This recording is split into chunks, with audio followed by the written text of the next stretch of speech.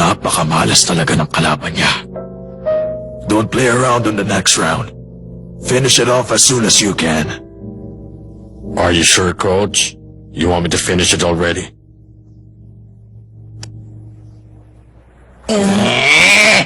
Bakit wala na ako naririnig sa inyo? Para kasi natin ang loob niya! Oo, tama siya! Kaya lang, kahit kailan hindi ko pa nakitang tinalo si Takamura sa first round kahit sinong nakalaban niya.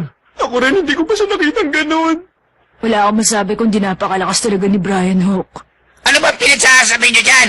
Sigurado ako na mananalo dito si Takamura! Hindi niyo ba nakikita? Kasama niya pa doon si Banks! Tama si Lolo. Kasama niya din si Coach Kamugawa.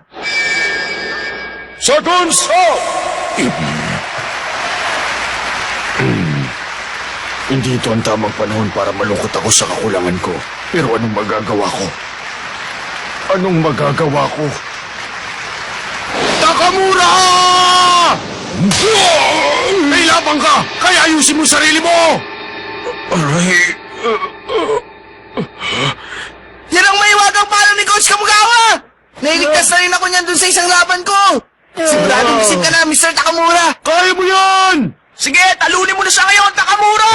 Tanda! Ano? Ano ka ba? Sakit yung ginawa mong yun ah! Kung pinangako, ginugulpi mo pa ako? Nagsimula ng second round, mga kaibigan! Walang manlalarong katulad niya sa mundong ito. Sa laban ngayon, kapag hindi siya naging world champion, hindi ibig sabihin malas siya. Responsibilidad yun ng trainer. Responsibilidad ko yun.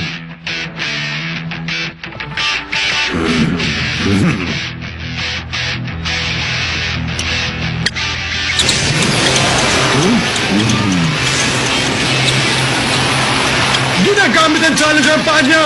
Ang bilis niya! trying to stretch this out. Takamura! Di mo na kailangan ipaalala sa akin. Alam kong grabe ang pag-aalala mo higit sa lahat. Tanda! Lahat ng tinuro mo sa akin, gagamitin ko sa pangit na to. Ang boxing na ginagawa mo, hindi yan pang world stage!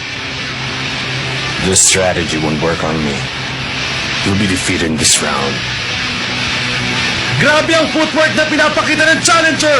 Magtatagumpay na kaya siya gamit ang technique na ito!